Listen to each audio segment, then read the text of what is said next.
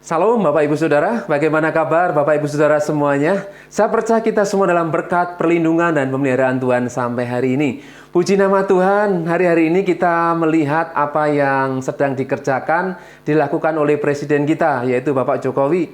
Dia sedang mengunjungi negara-negara yang konflik Bapak Ibu Saudara, yaitu Ukraina dan Rusia.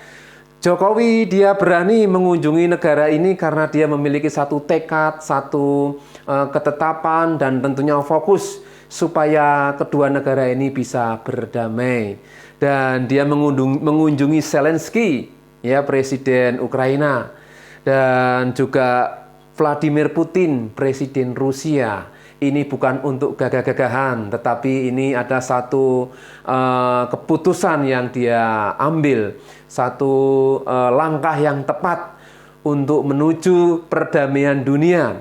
Karena dengan dasar konstitusi negara kita yang juga mengharuskan atau ikut serta dalam perdamaian dunia, ya, Jokowi ini dia mengambil kesempatan untuk mengambil bagian yang terbaik menjadi juru damai.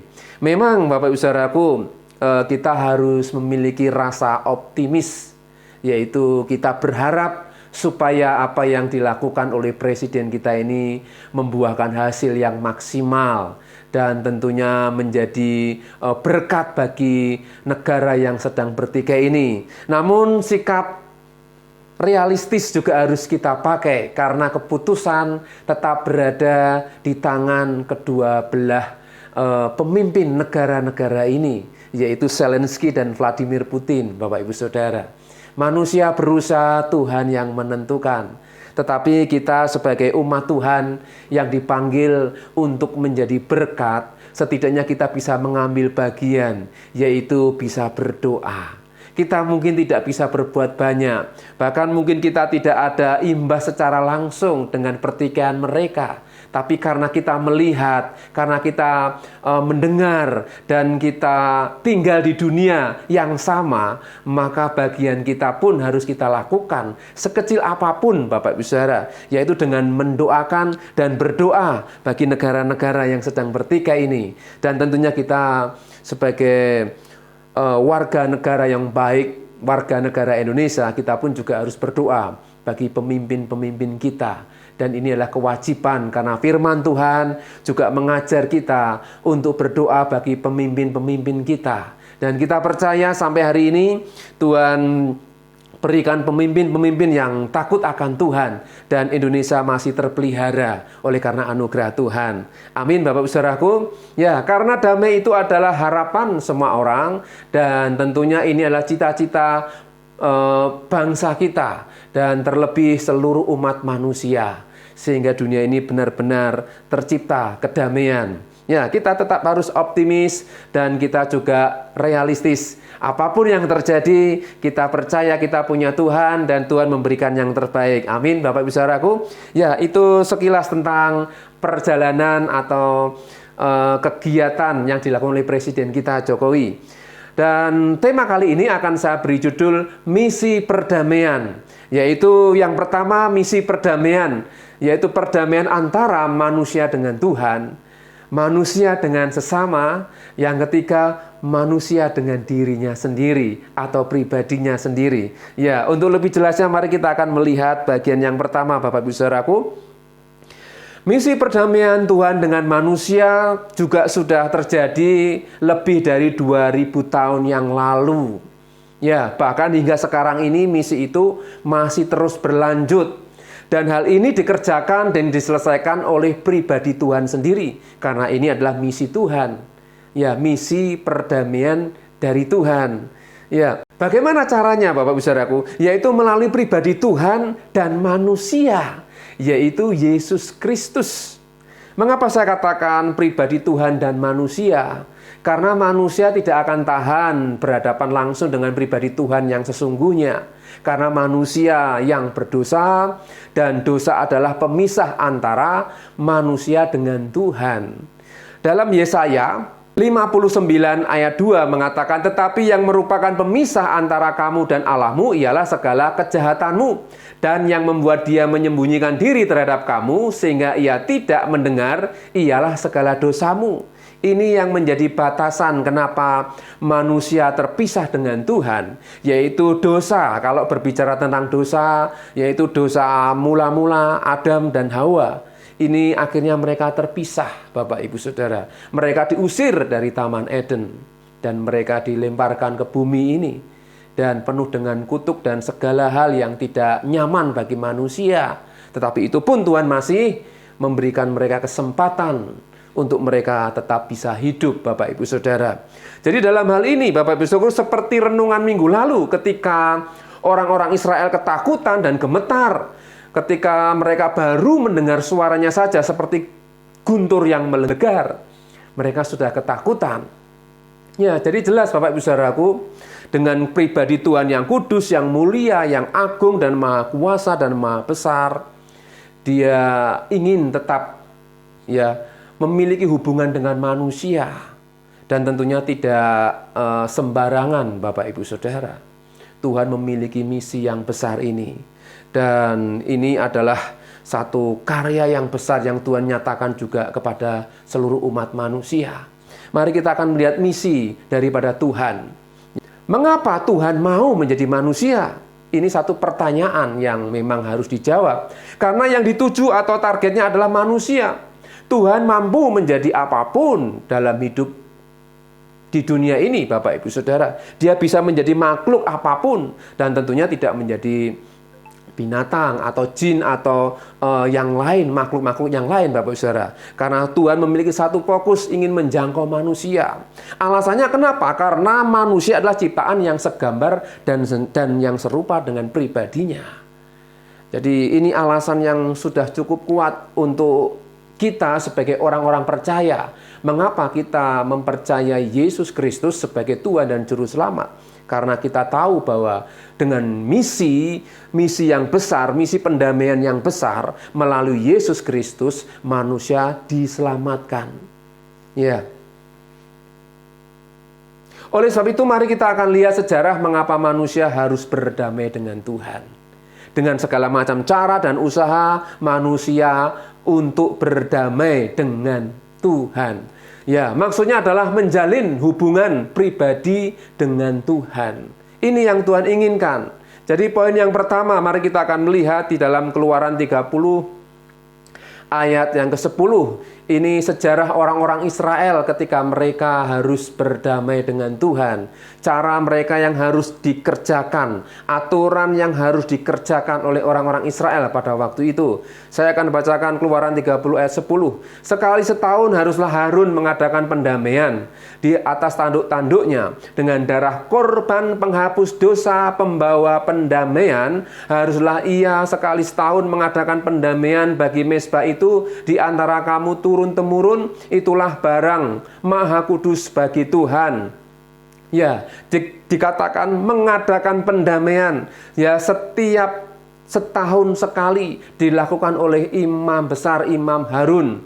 Ya, harus membawa korban pendamaian, yaitu darah korban penghapus dosa. Ini harus mereka kerjakan, Bapak Ibu Saudara.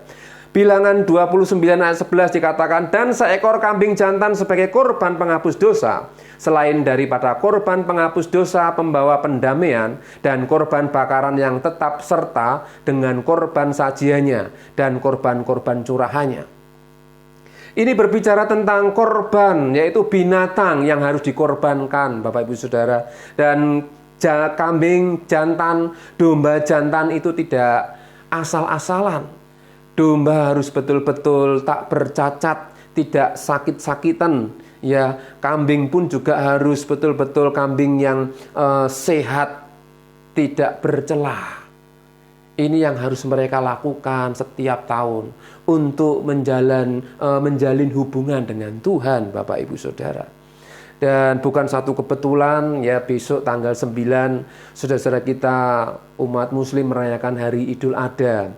Saya sempat sedikit mengutip ya dari nu.org, Bapak Ibu Saudara. Ya, Idul Adha dinamakan hari raya haji atau hari raya kurban.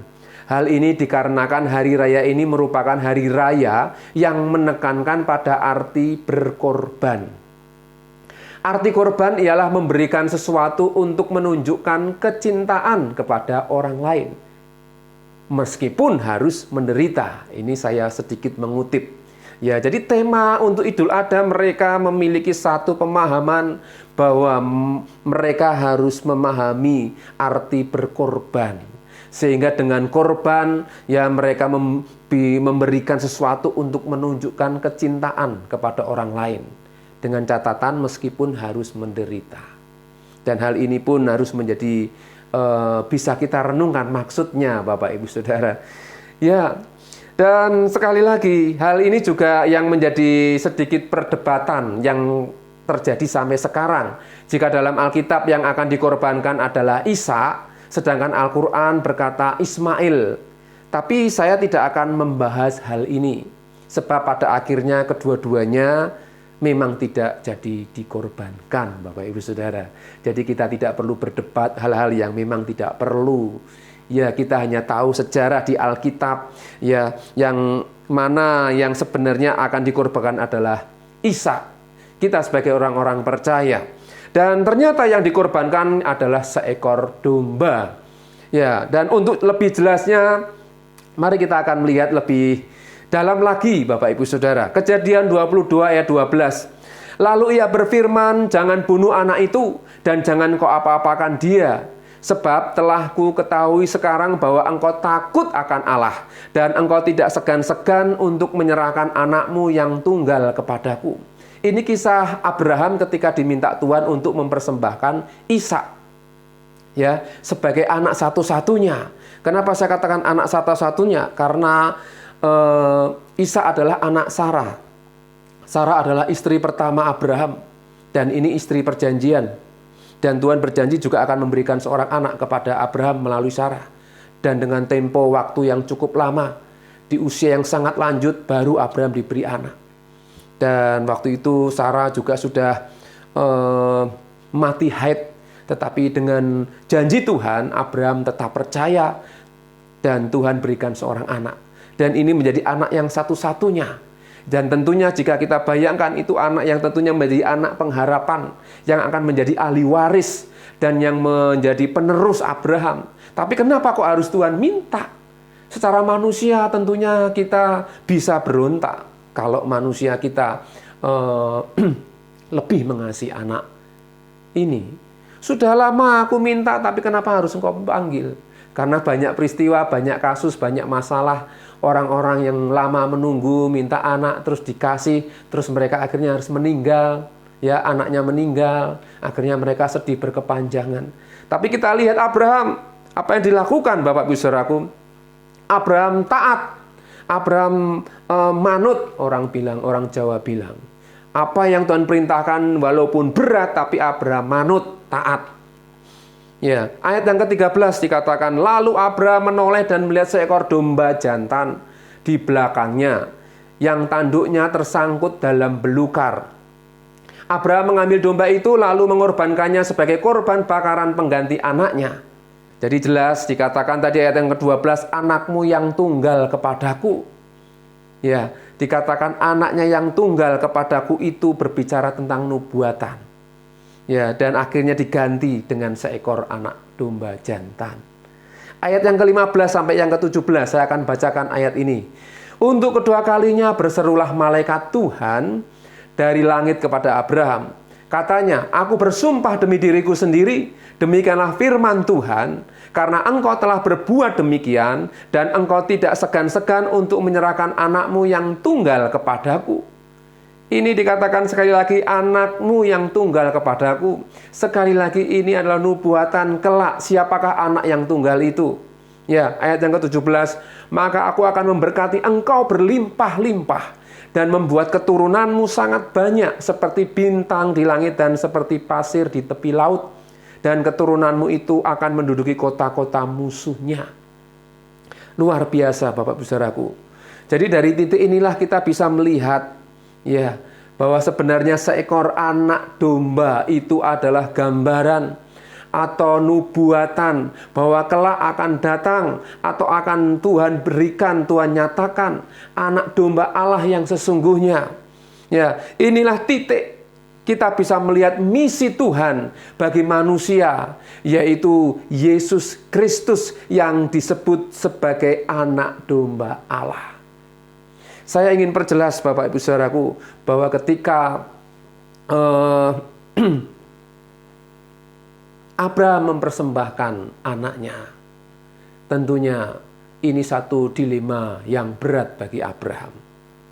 Tetapi dari kasus ini kita bisa melihat ya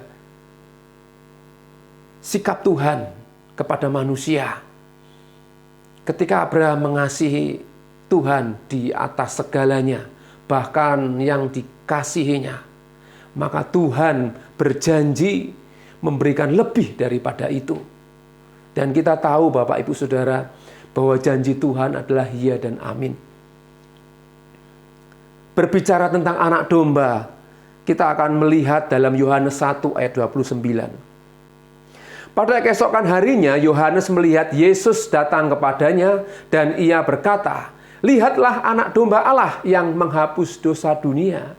Ini adalah ayat kunci Bapak Saudaraku. Bukan gato intuk, tapi ini adalah satu janji di mana Tuhan menyatakan misinya kepada manusia. Tidak mungkin manusia terus menyembelih setiap tahun ya saudaraku ya. Untuk menghapus dosanya harus disembelih. Mungkin bisa. Tapi bagi Tuhan itu sudah bukan waktunya lagi Bapak Ibu Saudara. Kenapa saya katakan bukan waktunya lagi? Karena ini berbicara menyangkut hubungan, jalinan yang tidak hanya sekedar jalinan biasa, tapi satu hubungan yang ingin Tuhan jalin benar-benar antara manusia dengan pribadi Tuhan. Dan ini harus dikerjakan dengan cara Tuhan. Kita sebagai manusia hanya bisa menerima apa yang Tuhan kehendaki, Bapak Ibu. Ya, ayat yang ke-29 tadi mengatakan, "Lihatlah anak domba Allah yang menghapus dosa dunia." Ini janji Tuhan untuk menghapus dosa dunia hanya sekali dan untuk selama-lamanya, yaitu melalui korban Yesus Kristus sebagai manusia. Korbannya adalah manusia memang, saudara. Dan tentunya tidak ada manusia yang mau kalau hari ini saya bertanya, karena terlalu berat dan besar. Dan kenapa Yesus adalah Tuhan? Karena cara Tuhan dan Tuhan sendiri yang bisa menebus dosa manusia. Dengan cara Tuhan, misi yang besar ini. Ya, sehingga ayat 36 Yohanes 1 mengatakan, "Dan ketika ia melihat Yesus lewat, ia berkata, 'Lihatlah anak domba Allah.'" Jadi sekali lagi Bapak Ibu Saudaraku, anak domba Allah yang dikorbankan, yaitu Yesus Kristus, itu adalah jalan pendamaian antara manusia dengan Allah sendiri. Roma 3:23 mengatakan, "Karena semua orang telah berbuat dosa dan telah kehilangan kemuliaan Allah, dan oleh karena kasih karunia telah dibenarkan dengan cuma-cuma karena penebusan dalam Kristus Yesus." Kristus Yesus telah ditentukan Allah menjadi jalan pendamaian karena iman dalam darahnya. Hal ini dibuatnya untuk menunjukkan keadilannya, karena ia telah membiarkan dosa-dosa yang telah terjadi dahulu pada masa kesabarannya. Jelas Yesus telah ditentukan Allah menjadi jalan pendamaian. Dan itu karena iman, karena percaya. Jadi jika hari ini kita masih percaya kepada Yesus, bersyukurlah karena kita adalah orang-orang yang menerima anugerah keselamatan. Amin Bapak Ibu Saudaraku. 1 Yohanes 2 ayat 1 mengatakan, "Anak-anakku, hal-hal ini kutulis kepadamu, supaya kamu jangan berbuat dosa. Namun jika seorang berbuat dosa, kita mempunyai seorang pengantara pada Bapa, yaitu Yesus Kristus yang adil." Ya, pengantara antara manusia, antara kita dengan Bapa Allah alam semesta, pencipta alam semesta, yaitu Yesus Kristus yang adil. Jadi pentingnya pengantara ini Bapak Ibu Saudara, karena tanpa pengantara kita tidak bisa ya sampai kepada Bapa, yaitu Tuhan pencipta langit dan bumi. Ini memberikan pengertian kepada kita.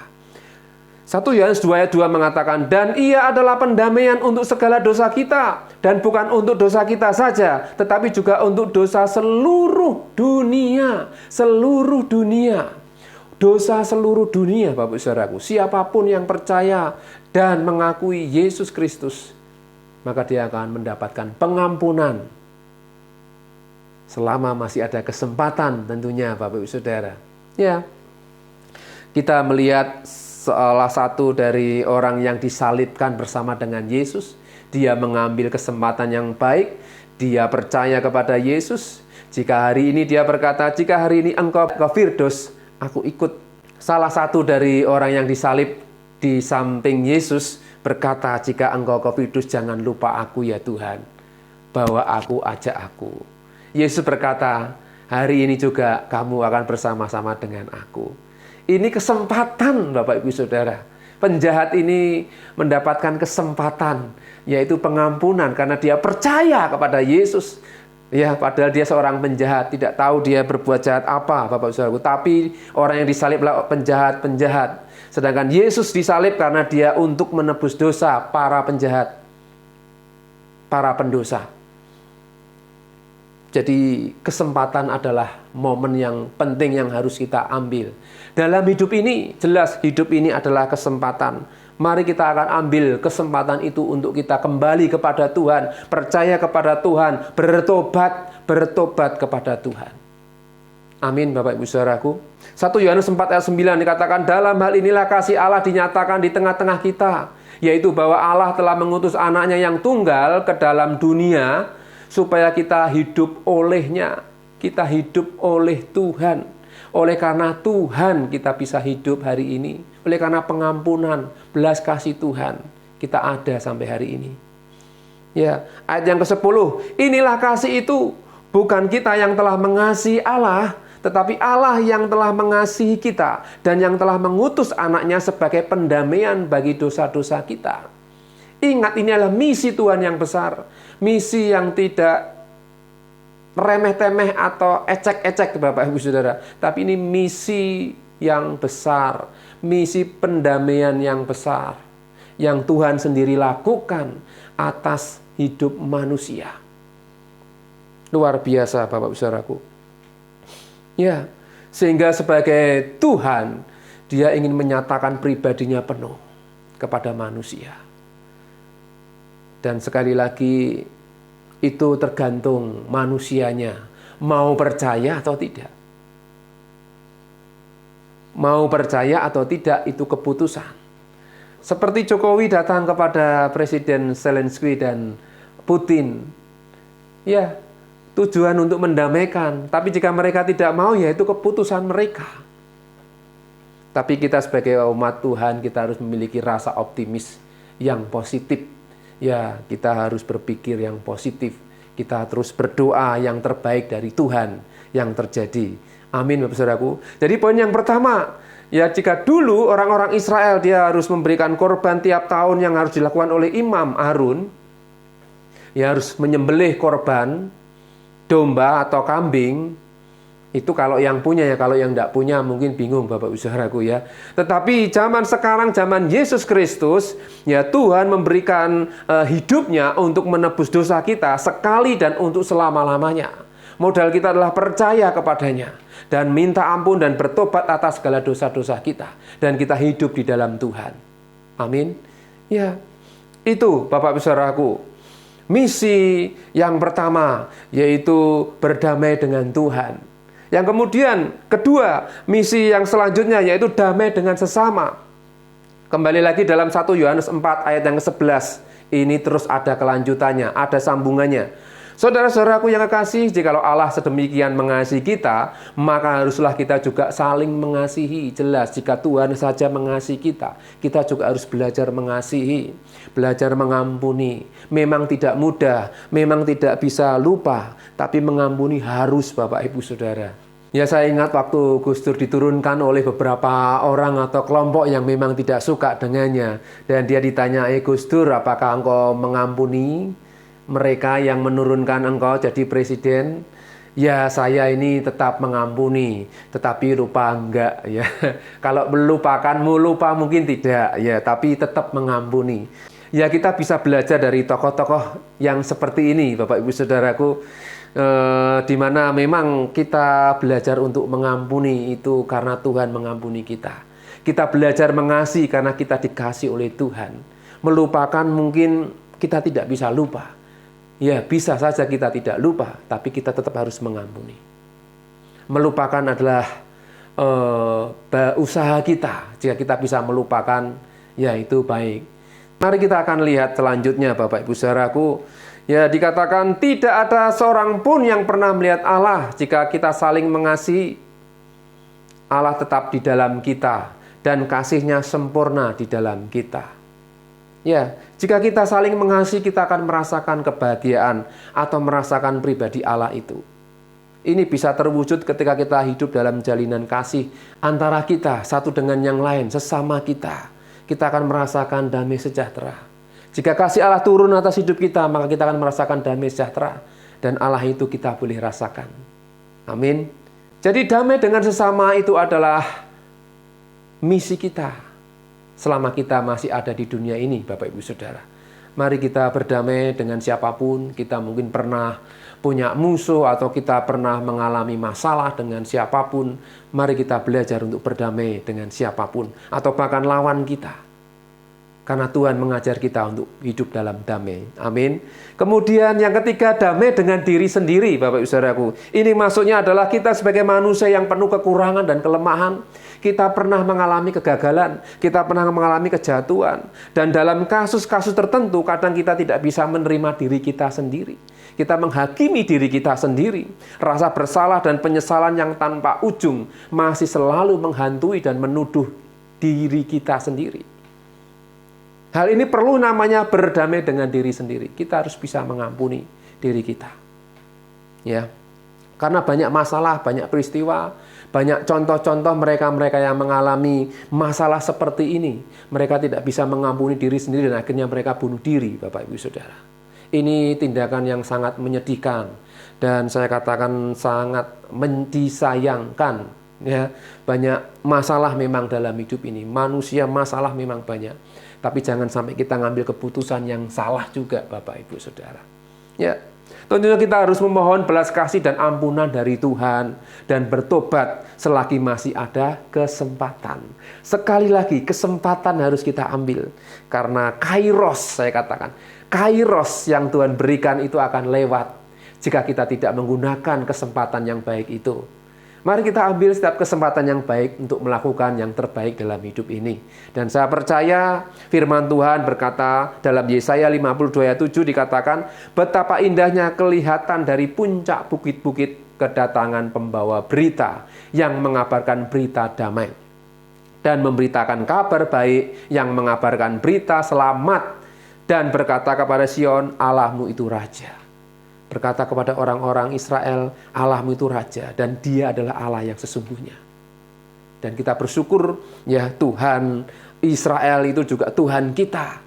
Dia membuka diri dengan wujud Yesus Kristus. Siapa yang percaya kepadanya akan mendapatkan keselamatan. Dan berita ini kita sampaikan kepada siapapun supaya mereka yang percaya kepada Yesus, mereka akan mendapatkan keselamatan hidup yang kekal. Percaya dengan hati dan mengaku dengan mulut bahwa Yesus adalah Tuhan, maka dia akan diselamatkan. Amin, Bapak Ibu Saudaraku. Mari kita akan terus percaya dan menjadi pembawa damai sampai Tuhan Yesus datang. Mari kita akan berdoa. Bapa di surga, terima kasih hari ini kami sudah mendengar firman-Mu. Kuduskan kami dengan firman-Mu. Terus Tuhan kerjakan bagian Tuhan dalam hidup kami. Jadikan kami pembawaan dimanapun kami berada. Ampuni segala hal yang masih kurang berkenan dalam hidup kami. Berikan kami iman, pengharapan, dan kasih-Mu. Supaya kami hidup di dalam kasih Tuhan. Terima kasih Bapa, terima kasih. Apapun persoalan yang kami hadapi saat ini, kami percaya Engkau Tuhan sanggup menolong kami. Dengan iman, kami tetap optimis dan berpikir realistis Yesus, bahwa Engkau Tuhan Juru Selamat kami yang hidup, yang sanggup menolong kami sampai hari ini. Terpujilah namamu Bapa, berkati keluarga kami, pekerjaan, pelayanan kami, apapun yang kami kerjakan, Tuhan buat berhasil, nama Tuhan dimuliakan. Berkati kota kami dimanapun kami berada, berkati bangsa dan negara kami Indonesia, para pemimpin, pejabat, orang kuat negeri ini, presiden, wakil, dan para menteri seluruh aparat negara. Berikan roh takut tunduk otoritas Tuhan. Kiranya damai sejahtera Tuhan melimpah-limpah atas bangsa kami, atas hidup kami, keluarga kami, dimanapun kami berada. Damai sejahtera Tuhan melimpah atas kami semua. Terima kasih Bapak, terima kasih. Kiranya berkat Tuhan mengalir dari sekarang sampai Maranatha. Damai sejahtera Tuhan atas kita semua. Dan kita yang percaya